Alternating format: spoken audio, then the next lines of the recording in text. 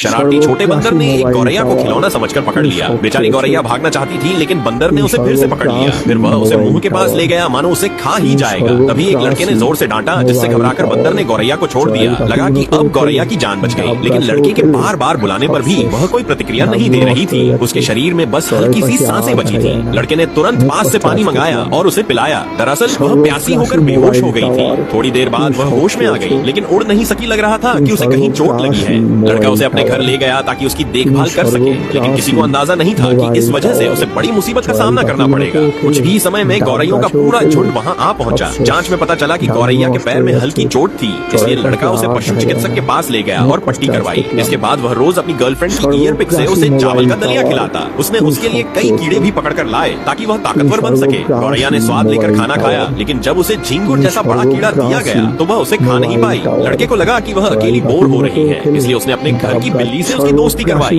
कभी कभी लड़का अपना बर्गर भी उसके साथ बांटता। उसके इस प्यार और देखभाल से गौरैया को बहुत सुकून मिला। वह अक्सर प्यार से चहचहाकर लड़के का शुक्रिया अदा करती। समय के साथ उसकी हालत काफी सुधर गई और वह पहले से ज्यादा सक्रिय हो गई। अब वह लड़के के पीछे पीछे चलने लगी, जहाँ वो जाता वह भी जाती। उसे लड़के की आवाज पहचान आ गई थी और हर बुलावे पर वह तुरंत आ जाती थी। जब लड़के ने देखा कि अब वह खुद से जी सकती है, तो उसने उसे आजाद करने का फैसला किया। लगा कि यह खास रिश्ता अब खत्म हो गया, लेकिन अगले ही दिन वह फिर लौट आई और आंगन में बैठ गई। जाने का नाम ही नहीं ले रही थी। लड़के ने फिर उसे कीड़े खिलाए, फिर तो वह रोज आने लगी। अब वह इंसानों पर भरोसा करने लगी थी। कभी कभी अपने दोस्तों को भी साथ ले आती।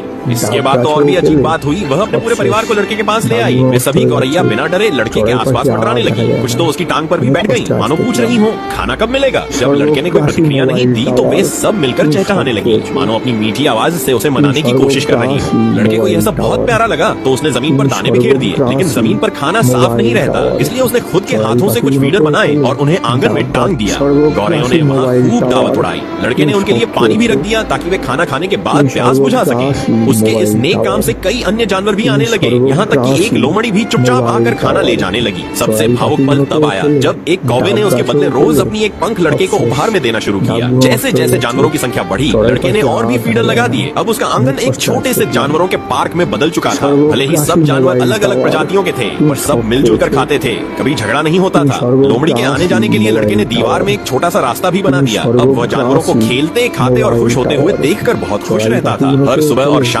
वह इस प्रकृति के संग बिताए पलों में डूब जाता और उसे एक गहरी शांति और खुशी का अनुभव होता।